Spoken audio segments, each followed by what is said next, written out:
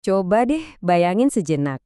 Ada sebuah komunitas nelayan yang udah hidup damai, nyatu sama alam, dari generasi ke generasi.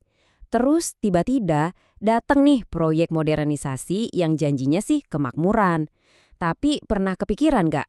Apa jadinya kalau kemajuan yang ditawarkan itu justru malah mengancam jati diri mereka? Nah, ini dilema nyata yang dihadapi suku Wiagar. Dan kali ini kita bakal coba kupas tuntas kasusnya. Nah, ini dia pertanyaan utamanya. Pembangunan itu sebetulnya berkah atau malah jadi bencana sih? Khususnya buat masyarakat yang hidup di sana. Apakah selalu bagus atau jangan-jangan bisa jadi malapetaka? Yuk kita lihat dua sisi mata uang ini bareng-bareng. Oke, kita mulai dari awal ceritanya ya. Jadi, lokasi kita ada di pesisir Sumuraman. Di sana, pemerintah punya sebuah rencana yang ya bisa dibilang rencana besar. Mereka mau bangun kampung nelayan modern buat suku Yagar. Di atas kertas sih tujuannya mulia banget. Tapi di balik niat baik ini, ternyata ada konflik mendasar yang mulai kelihatan. Nah, ini dia nih, inti permasalahannya. Coba kita lihat, ada dua kutub yang berseberangan. Di satu sisi, ada pemerintah dengan visi pembangunan ekonominya. Pokoknya infrastruktur baru, ekonomi maju. Tapi, di sisi lain, ada kedaulatan ulayat milik masyarakat. Ini bukan cuma soal tanah loh, tapi soal hak adat, soal warisan turun-temurun mereka. Jadi, ya inilah tabrakan antara visi modernitas dan tradisi. Gesekannya terjadi persis di sini. Oke, sekarang coba kita bedah dari satu sisi dulu ya. Kita lihat dari sudut pandang pemerintah. Sebenarnya apa sih janji-janji manis di balik program pembangunan ini? Keuntungan apa aja yang katanya bakal didapat sama suku Wigarajar? Kalau kita lihat rinciannya, yang ditawarkan itu kedengarannya bagus banget. Ada peningkatan infrastruktur, artinya bakal ada dermaga baru, tempat perahu yang layak, sampai rumah yang lebih baik. Terus soal alat tangkap juga dimodernisasi, ada bantuan teknologi, armada yang lebih modern. Tujuannya apa? Ya, buat mensimulasi ekonomi lokal, biar akses pasarnya lebih luas. Ujung-ujungnya, harapannya sih pendapatan tiap keluarga bisa meningkat. Secara teori, ini kan resep jitu buat bikin kantong lebih tebel kan? Jadi tujuan akhirnya itu jelas banget. Membuka akses pasar dan meningkatkan pendapatan.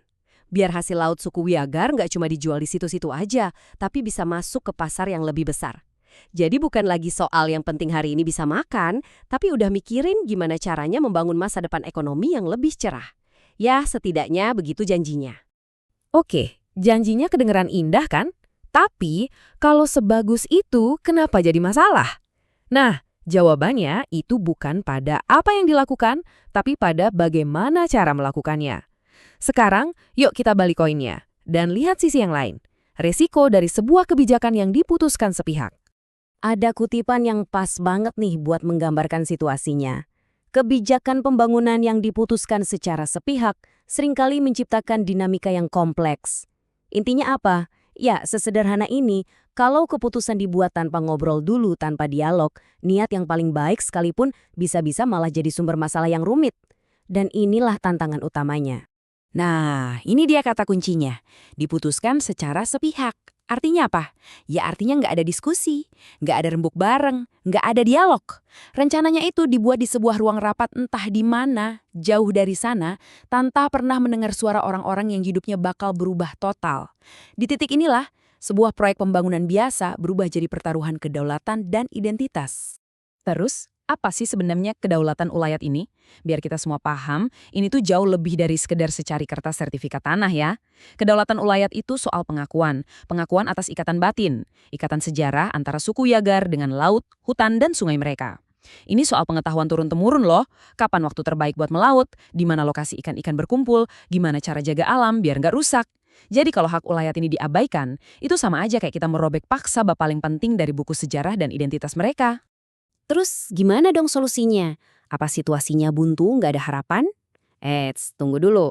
Tentu aja nggak. Selalu ada kok yang namanya jalan keluar. Nah, sekarang kita masuk ke bagian akhir, kita coba cari. Gimana sih caranya menemukan jalan tengah yang bisa diterima semua pihak?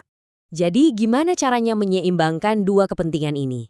Ternyata kuncinya itu sederhana banget, tapi justru ini yang seringkali kelewat. Apa itu? Analisis dampak menyeluruh. Jadi sebelum jalan, berhenti dulu sebentar. Pikirin matang-matang. Ini bukan cuma soal hitung-hitungan untung rugi duit ya, tapi juga soal dampak sosialnya gimana, budayanya gimana, lingkungannya gimana. kita harus lihat gambaran besarnya secara utuh. Prosesnya sebetulnya bisa kita urutkan jadi 3 langkah simpel. Pertama, analisis dampak positifnya. Oke, kita akui potensi manfaat ekonomi dan infrastrukturnya apa aja, kita kaji benar-benar. Kedua, analisis dampak negatifnya. Nah, di sini kita harus jujur. Apa aja resikonya buat hak ulayat, buat kehidupan sosial, buat budaya mereka. Dan langkah ketiga, yang paling penting, kelola secara inklusif. Artinya, libatkan masyarakat adat di setiap tahap, dari mulai perencanaan sampai pelaksanaan. Jadi mereka bukan cuma jadi objek pembangunan, tapi subjek, mereka yang ikut merancang masa depan mereka sendiri. Pada akhirnya teman-teman, kisah suku Wiagar ini kan sebenarnya cerminan buat kita semua ya. Pertanyaannya jadi lebih besar, bukan cuma soal mereka lagi, tapi soal kita bersama. Gimana sih caranya kita bisa menyeimbangkan antara kemajuan dan tradisi untuk masa depan? Gimana caranya membangun masa depan tanpa harus menghancurkan masa lalu? Nah, menemukan jawaban untuk pertanyaan ini mungkin adalah salah satu tantangan terbesar kita semua saat ini.